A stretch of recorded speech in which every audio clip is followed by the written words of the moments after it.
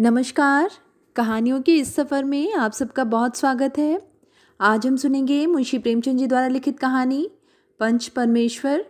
कहानी शुरू करने से पहले मेरा आप सबसे विनम्र निवेदन है, यदि मेरे द्वारा सुनाई गई कहानियाँ आप सबको पसंद आती हों तो कृपया मेरे चैनल को ज़रूर सब्सक्राइब करें और अपने मित्रों में भी शेयर करें। तो चलिए सुनते हैं। जुम्मन शेख और अलगू चौधरी में गाढ़ी मित्रता थी। साझे में खेती होती थी, कुछ लेन देन में भी साझा था। एक को दूसरे पर अटल विश्वास था। जुम्मन जब हज करने गए थे तब अपना घर अलगू को सौंप गए थे और अलगू जब कभी बाहर जाते तो जुम्मन पर अपना घर छोड़ देते थे। उनमें न खाना पीने का व्यवहार था, न धर्म का नाता, केवल विचार मिलते थे। मित्रता का मूल मंत्र भी यही है। इस मित्रता का जन्म उसी समय हुआ जब दोनों मित्र बालक ही थे और जुम्मन के पूज्य पिता जुमराती उन्हें शिक्षा प्रदान करते थे। अलगू ने गुरुजी की बहुत सेवा की थी, खूब प्याले धोए। उनका हुक्का एक क्षण के लिए भी विश्राम न लेने पाता था, क्योंकि प्रत्येक चिलम अलगू को आध घंटे तक किताबों से अलग कर देती थी। अलगू के पिता पुराने विचारों के मनुष्य थे। उन्हें शिक्षा की अपेक्षा गुरु की सेवा शुश्रूषा पर अधिक विश्वास था। वह कहते थे कि विद्या पढ़ने से नहीं आती, जो कुछ होता है गुरु के आशीर्वाद से। बस गुरु जी की कृपा दृष्टि चाहिए। अतएव यदि अलगू पर जुमराती शेख के आशीर्वाद अथवा सत्संग का कुछ फल न हुआ तो यह मानकर संतोष कर लेना कि विद्योपार्जन में मैंने यथाशक्ति कोई बात उठा नहीं रखी। विद्या उसके भाग्य ही में न थी तो कैसे आती। मगर जुमराती शेख स्वयं आशीर्वाद के कायल न थे। उन्हें अपने सोटे पर अधिक भरोसा था और उसी सोटे के प्रताप से आसपास के गांव में जुम्मन की पूजा होती थी। उनके लिए हुए रहननामे या बैनामे पर कचहरी का मुहर्रिर भी कदम न उठा सकता था। हल्के का डाकिया, कांस्टेबल और तहसील का चपरासी सब उनकी कृपा की आकांक्षा रखते थे। अतएव अलगू का मान उनके धन के कारण था, तो जुम्मन शेख अपनी अनमोल विद्या से ही सबके आदर पात्र बने थे। जुम्मन शेख की एक बूढ़ी खाला यानी मौसी थी। उसके पास कुछ थोड़ी सी मिल्कियत थी, परंतु उसके निकट संबंधियों में कोई न था। जुम्मन ने लंबे चौड़े वादे करके यह मिल्कियत अपने नाम लिखवा ली थी। जब तक दान पत्र की रजिस्ट्री न हुई थी तब तक खाला जान का खूब आदर सत्कार किया गया। उन्हें खूब स्वादिष्ट पदार्थ खिलाए गए, हलवे पुलाव की वर्षा सी की गई। पर रजिस्ट्री की मोहर ने इन खातिरदारियों पर भी मानो मोहर लगा दी। जुम्मन की पत्नी करीमन रोटियों के साथ कड़वी बातों के कुछ तेज तीखे सालन भी देने लगी। जुम्मन शेख भी निठुर हो गए। अब बेचारी खाला को प्रायः नित्य ही ऐसी बातें सुननी पड़ती थी। बुढ़िया न जाने कब तक जिएगी। 2-3 बीघे ऊसर क्या दे दिया, मानो मोल ले लिया है। बघारी दाल के बिना रोटियां नहीं उतरती। जितना रुपया उसके पेट में झोंक चुके उतने से तो अब तक गांव मोल ले लेते। कुछ दिन खाला जान ने सुना और सहा। जब ना सहा गया तब जुम्मन से शिकायत की। कुछ दिन तक तो यूं ही रोध होकर काम चलता रहा। अंत में एक दिन खाला ने जुम्मन से कहा, बेटा तुम्हारे साथ मेरा निर्वाह न होगा, तुम मुझे रुपए दे दिया करो, मैं अपना पका खा लूँगी। जुम्मन ने धृष्टता के साथ उत्तर दिए, रुपए क्या यहाँ फलते हैं? खाला ने नम्रता से कहा, मुझे कुछ रूखा सूखा चाहिए भी कि नहीं? जुम्मन ने गंभीर स्वर से जवाब दिया, तो कोई यह थोड़े ही समझा था कि तुम मौत से लड़कर आई हो। खाला बिगड़ गई। उन्होंने पंचायत करने की धमकी दी। जुम्मन हंसे। जिस तरह कोई शिकारी हिरन को जाली की तरफ जाते हुए देखकर मन ही मन हंसता है, वह बोले, हाँ जरूर पंचायत करो, फैसला हो जाए। मुझे भी यह रात दिन की खटखट पसंद नहीं। पंचायत में किसकी जीत होगी, इस विषय में जुम्मन को कुछ भी संदेह न था। आसपास के गांव में कौन ऐसा था उसके अनुग्रहों का ऋणी न हो? जो ऐसा कौन था जो उसको शत्रु बनाने का साहस कर सके? किसमें इतना बल था जो उसका सामना कर सके? आसमान के फरिश्ते तो पंचायत करने आवेंगे ही नहीं। इसके बाद कई दिन तक बूढ़ी खाला हाथ में एक लकड़ी लिए आसपास के गांव में दौड़ती रही। कमर झुककर कमान हो गई थी। एक एक पग चलना दूभर था, मगर बात आ पड़ी थी। उसका निर्णय करना जरूरी था। बिरला ही कोई भला आदमी होगा जिसके सामने बुढ़िया ने दुख के आंसू न बहाए हों। किसी ने तो यूं ही ऊपर मन से हाँ हाँ करके टाल दिया और किसी ने इस अन्याय पर जमाने को गालियां दी। और किसी ने कहा, कब्र में पांव झटके हुए हैं, आज मरे कल दूसरा दिन। पर हवस नहीं मानती। अब तुम्हें क्या चाहिए? रोटी खाओ और अल्लाह का नाम लो। तुम्हें अब खेतीबाड़ी से क्या काम है? कुछ ऐसे सज्जन भी थे जिन्हें हास्य रस के रसास्वादन का अच्छा अवसर मिला। झुकी हुई कमर, पोपला मुंह, सनके से बाल, इतनी सामग्री एकत्र हो तब हंसी क्यों ना आवे। ऐसे न्यायप्रिय, दयालु, दीनवत्सल पुरुष बहुत कम थे जिन्होंने इस अबला के दुखड़े को गौर से सुना और उसको सांत्वना दी हो। चारों ओर से घूम घाम कर बेचारी अलगू चौधरी के पास आई, लाठी पटक दी और दम लेकर बोली, बेटा तुम भी दम भर के लिए मेरे लिए पंचायत में चले आना। अलगू, मुझे बुलाकर क्या करोगी? कई गांव के आदमी तो आवेंगे ही। खाला, अपनी विपद तो सबके आगे रो आई, अब आने ना आने का अख्तियार उनको है। अलगू, यूँ आने को आ जाऊंगा मगर पंचायत में मुंह न खोलूंगा। खाला, क्यों बेटा? अलगू, अब इसका क्या जवाब दूं? अपनी खुशी, जुम्मन मेरा पुराना मित्र है, उससे बिगाड़ नहीं कर सकता। खाला, बेटा क्या बिगाड़ के डर से ईमान की बात ना कहोगे? हमारे सोए हुए धर्म ज्ञान की सारी संपत्ति लुट जाए तो उसे खबर नहीं होता, परंतु ललकार सुनकर वह सचेत हो जाता है। फिर उसे कोई जीत नहीं सकता। अलगू इस सवाल का कोई उत्तर नहीं दे सका, पर उसके हृदय में ये शब्द गूंज रहे थे, क्या बिगाड़ के डर से ईमान की बात ना कहोगे? संध्या समय एक पेड़ के नीचे पंचायत बैठी। शेख जुम्मन ने पहले से ही फर्श बिछा रखा था। उन्होंने पान, इलायची, हुक्के, तंबाकू आदि का प्रबंध भी किया था। हाँ, वह स्वयं अलबत्ता अलगू चौधरी के साथ जरा दूर पर बैठे जब पंचायत में कोई आ जाता था तब दबे हुए सलाम से उसका स्वागत करते थे। जब सूर्य अस्त हो गया और चिड़ियों की कलरव युक्त पंचायत पेड़ों पर बैठी तब यहाँ भी पंचायत शुरू हुई। फर्श की एक एक अंगुल जमीन भर गई, पर अधिकांश दर्शक ही थे।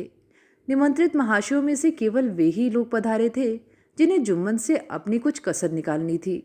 एक कोने में आग सुलग रही थी, नाई ताबड़तोड़ चिलम भर रहा था।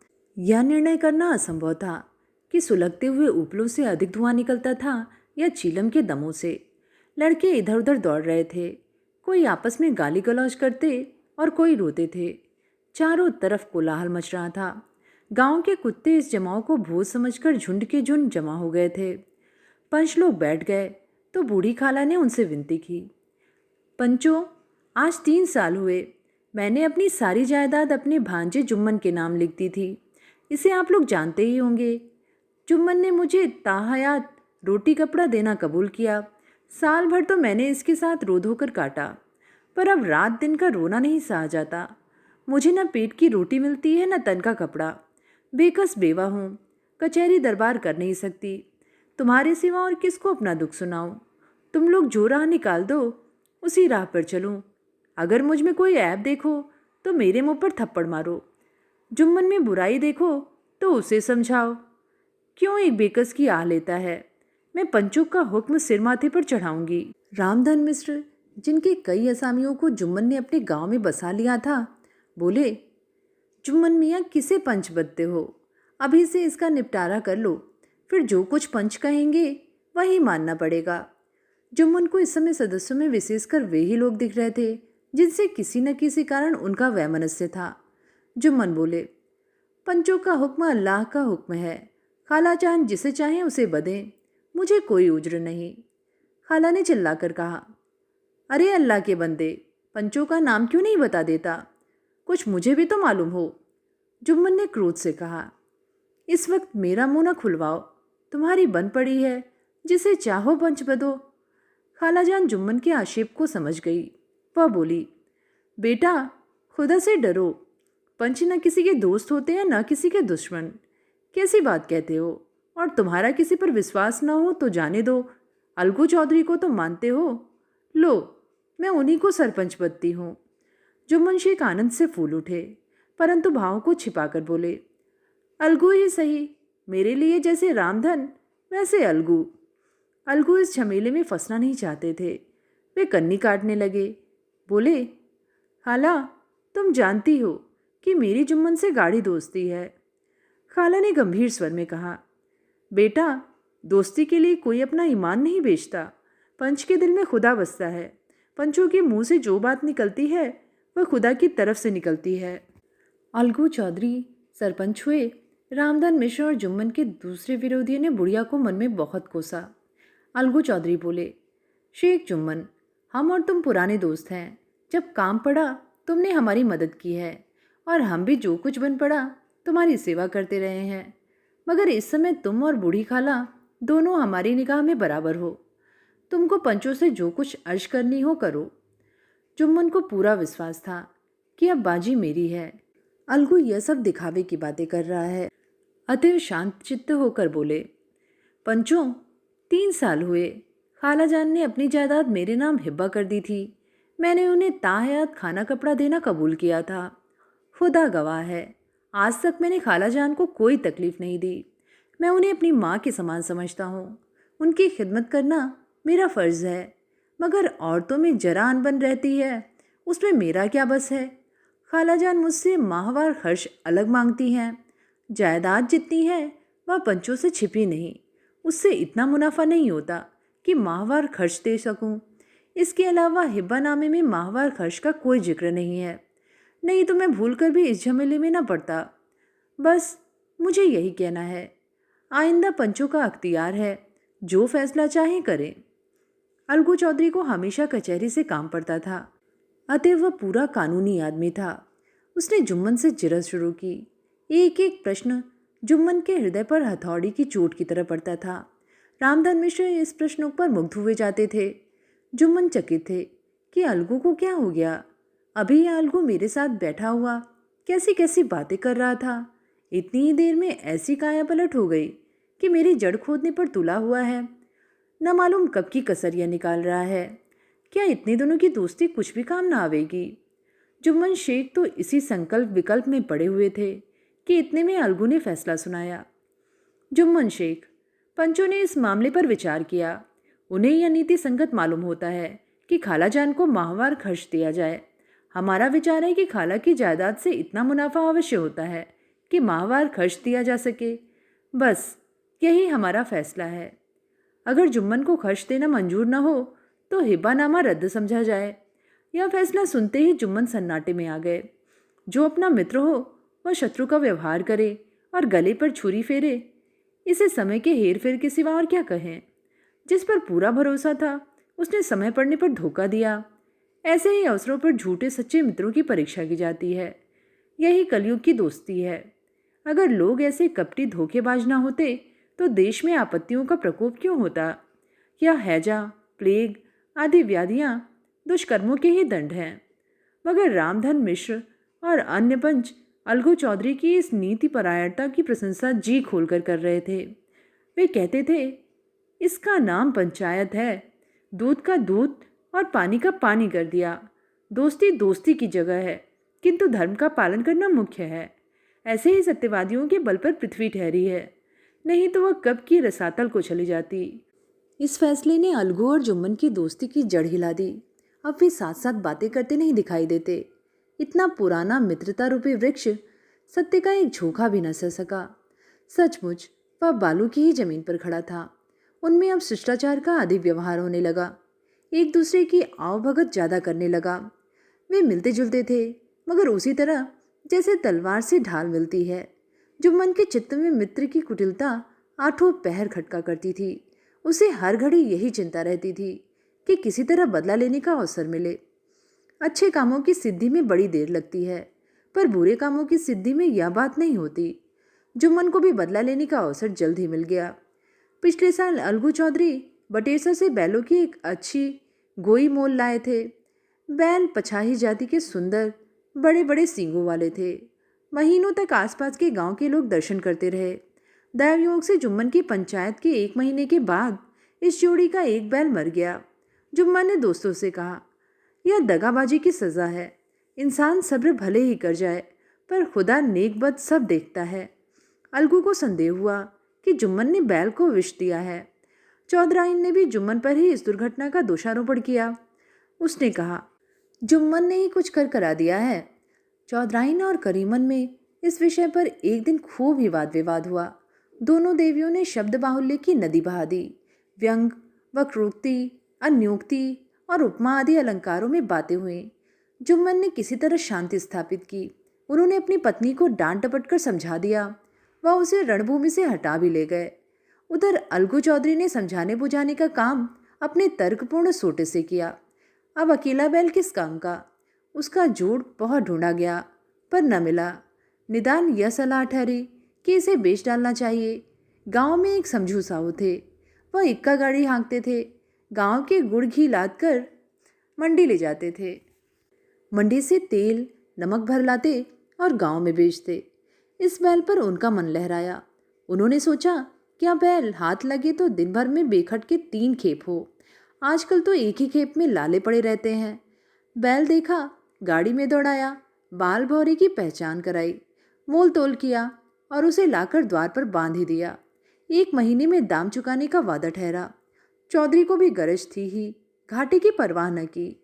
समझू साहू ने नया बैल पाया तो लगे उसे रगेदने। वह दिन में 3-3 4-4 खेपे करने लगे।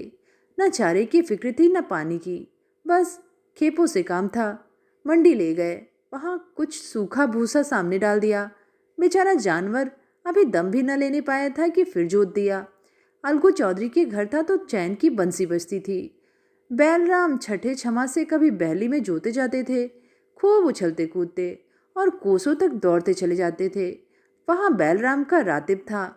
साफ पानी, दली हुई अरहर की दाल और भूसे के साथ खली। और यही नहीं, कभी कभी घी का स्वाद भी चखने को मिल जाता था। शाम सवेरे एक आदमी खरहरे करता, पोंछता और सहलाता।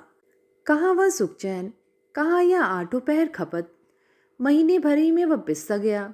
इक्के का यह जुआ देखते ही उसका लहू सूख जाता था। एक एक पग चलना दूभर था। हड्डियां निकल आई थीं, पर था वह पानीदार, मार को बर्दाश्त न करता। एक दिन चौथी खेप में साहू जी ने दूना बोझ लादा। दिन भर का थका जानवर, पैर न उठते थे, पर साहू जी कोड़े फटकारने लगे। बस फिर क्या था, बैल कलेजा तोड़ कर चला। कुछ दूर दौड़ा और चाहा कि जरा दम ले लूं, पर साहू जी को जल्द पहुंचने की फिक्र थी। अतः उन्होंने कई कोड़े बड़ी निर्दयता से फटकारे। बैल ने एक बार फिर जोर लगाया, पर अब की बार शक्ति ने जवाब दे दिया। वह धरती पर गिर पड़ा और ऐसा गिरा कि फिर न उठा। साहू जी ने बहुत पीटा, टांग पकड़कर खींचा, नथनों में लकड़ी ठूस दी, पर कहीं मृतक भी उठ सकता है। जब साहू जी को कुछ शक हुआ, उन्होंने बैल को गौर से देखा, खोलकर अलग किया और सोचने लगे कि अब गाड़ी घर कैसे पहुंचे। बहुत चीखे चिल्लाए, पर देहात का रास्ता बच्चों की आंख की तरह साँझ होते ही बंद हो जाता है। कोई नजर न आया। आसपास कोई गांव भी न था। मारे क्रोध के उन्होंने मरे हुए बैल पर और दुर्रे लगाए और कोसने लगे। अब भागे, तुझे मरना ही था तो घर पहुंचकर मरता। ससुरा बीच रास्ते में ही मर रहा है, अब गाड़ी कौन खींचे। इस तरह साहू जी खूब जले भुने। कई बोरे गुड़ और कई पीपे घी उन्होंने बेचे थे। 200-250 रुपये कमर में बंधे थे। इसके सिवा गाड़ी पर कई बोरे नमक थे, अतएव छोड़कर जा भी न सकते थे। लाचार बेचारे गाड़ी पर ही लेटे गए। वहीं रज्जगा करने की ठान ली। चीलम पिए और गाया, फिर हुक्का पिया। इस तरह शाहजी आधी रात तक नींद को बहलाते रहे। अपनी जान में तो वह जागते ही रहे, पर पाँव फटते ही जो नींद टूटी और कमर पर हाथ रखा तो थैली गायब। घबराकर इधर उधर देखा तो कोई कनस्तर तेल भी नदारद। अफसोस में बेचारे ने सिर पीट लिया और पछाड़ खाने लगे। प्रातःकाल रोते बिलखते घर पहुंचे। सहुआइन ने जब यह पूरी सुनावनी सुनी तब पहले तो रोई, फिर अलगू चौधरी को गालियां देने लगी। निगोड़े ने ऐसा कुलछनी बैल दिया कि जन्म भर की कमाई लूट गई। इस घटना को हुए कई महीने बीत गए। अलगू जब अपने बैल के दाम मांगते तब साहू और सहुआइन दोनों ही झल्लाए हुए कुत्ते की तरह चढ़ बैठते और अंड बंड बकने लगते। वाह, यहाँ तो सारे जन्म की कमाई लुट गई। सत्यानाश हो गया, इन्हें दामों की पड़ी है। मुर्दा बैल दिया था, उस पर दाम मांगने चले हैं। आंखों में धूल झोंक दी। सत्यानाशी बैल गले बांध दिया। हमें निरा पोंगा ही समझ लिया था। हम भी बनिए के बच्चे हैं, ऐसे बुद्धू कहीं और होंगे। पहले जाकर किसी गड्ढे में मुंह धोआओ, तब दाम लेना। न जी मानता हो तो हमारा बैल खोल ले जाओ, महीना भर के बदले 2 महीना जोत लो और क्या लोगे? चौधरी के अशुभ चिंतकों की कमी न थी। ऐसे अवसरों पर वे भी एकत्र हो जाते और साहू जी के बराने की पुष्टि करते। परंतु 150 रुपये से इस तरह हाथ धो लेना आसान न था। इस पर वह भी गर्म पड़े। साहू जी बिगड़कर लाठी ढूंढने लगे। अब सहुआइन ने मैदान लिया। प्रश्नोत्तर होते होते हाथापाई की नौबत आ गई। सहुआइन ने घर में घुसकर किवाड़ बंद कर लिए। शोरगुल सुनकर गांव के भले मानस घर से निकले। वह परामर्श देने लगे कि इस तरह से काम न चलेगा। पंचायत कर लो, कुछ तय हो जाए, उसे स्वीकार कर लो। साहू जी राजी हो गए। अलगू ने भी हामी भर दी। पंचायत की तैयारियां होने लगी। दोनों पक्षों ने अपने अपने दल बनाने शुरू किए। इसके बाद तीसरे दिन उसी वृक्ष के नीचे पंचायत बैठी। वही संध्या का समय था। खेतों में कौवे पंचायत कर रहे थे। विवादग्रस्त विषय था या कि मटर की फलियों पर उनका कोई स्वत्व है या नहीं। जब तक यह प्रश्न हल न हो जाए तब तक वे रखवाले की पुकार पर अपनी अप्रसन्नता प्रकट करना आवश्यक समझते थे। पेड़ की डालियों पर बैठे शुकमंडली में यह प्रश्न छिड़ा हुआ था कि मनुष्यों को उन्हें बेसुरवत कहने का क्या हक है, जब उन्हें स्वयं अपने मित्रों से दगा करने में भी संकोच नहीं होता। पंचायत बैठ गई तो रामधन मिश्र ने कहा, अब देरी क्या है? पंचों का चुनाव हो जाना चाहिए। बोलो चौधरी, किस किस को पंच बनते हो? अलगू ने दीन भाव से कहा। समझू साहू ही चुन ले। समझू खड़े हुए और कड़कर बोले, मेरी ओर से जुम्मन शेख। जुम्मन का नाम सुनते ही अलगू चौधरी का कलेजा धक धक करने लगा, मानो किसी ने अचानक थप्पड़ मार दिया हो। रामधन अलगू के मित्र थे। वह बात को ताड़ गए। पूछा, क्यों चौधरी, तुम्हें कोई उज्र तो नहीं? चौधरी ने निराश होकर कहा, नहीं, मुझे क्या उज्र होगा। अपने उत्तरदायित्व का ज्ञान बहुधा हमारे संकुचित व्यवहारों का सुधारक होता है। जब हम राह भूलकर भटकने लगते हैं तब यही ज्ञान हमारा विश्वसनीय पथ प्रदर्शक बन जाता है। पत्र संपादक अपनी शांति कुटी में बैठा हुआ कितनी धृष्टता और स्वतंत्रता के साथ अपनी प्रबल लेखनी से मंत्रिमंडल पर आक्रमण करता है, परंतु ऐसे अवसर आते हैं जब वह स्वयं मंत्रिमंडल में सम्मिलित होता है। मंडल के भवन में पग धरते ही उसकी लेखनी कितनी मर्मज्ञ, कितनी विचारशील, कितनी न्यायपरायण हो जाती है। इसका कारण उत्तरदायित्व का ज्ञान है। नवयुवक युवावस्था में कितना उद्दंड रहता है।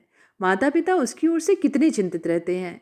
वे उसे कुल कलंक समझते हैं, परंतु थोड़े ही समय में परिवार का बोझ सिर पर पड़ते ही वह अव्यवस्थित चित्त उन्मत्त युवक कितना धैर्यशील, कैसा शांतचित्त हो जाता है।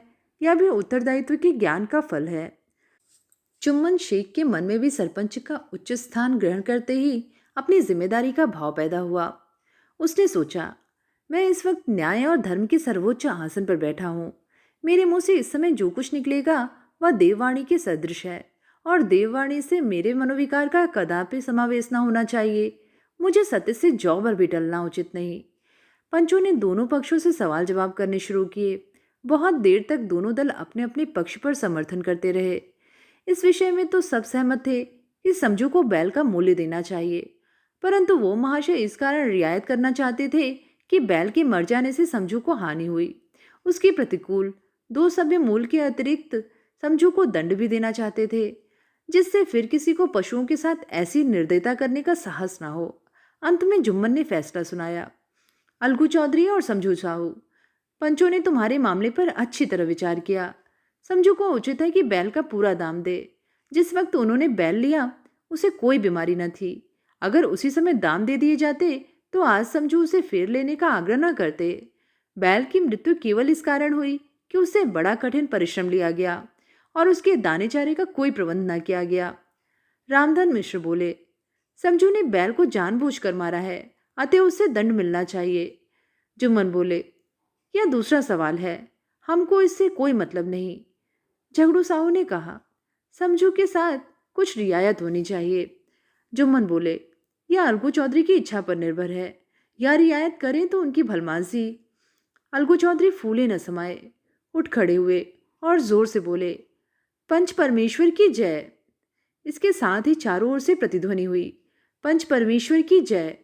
यह मनुष्य का काम नहीं, पंच में परमेश्वर वास करते हैं। यह उन्हीं की महिमा है।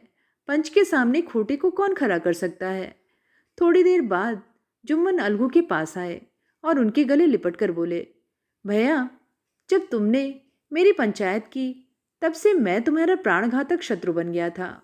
पर आज मुझे ज्ञात हुआ कि पंच के पद पर बैठकर ना कोई किसी का दोस्त है न दुश्मन। न्याय के सिवा और कुछ नहीं सोचता उसे। आज मुझे विश्वास हो गया है कि पंच की जबान से खुदा बोलता है। अलगू रोने लगे। इस पानी से दोनों के दिलों का मैल धुल गया। मित्रता की मुरझाई हुई लता फिर हरी हो गई। तो ये थी कहानी पंच परमेश्वर। कहानी आप सबको कैसी लगी नीचे कमेंट में लिख के ज़रूर बताइएगा। आगे भी ऐसी ही कहानियाँ सुनते रहने के लिए चैनल को ज़रूर सब्सक्राइब करें। फिर मिलेंगे एक नई कहानी के साथ। धन्यवाद।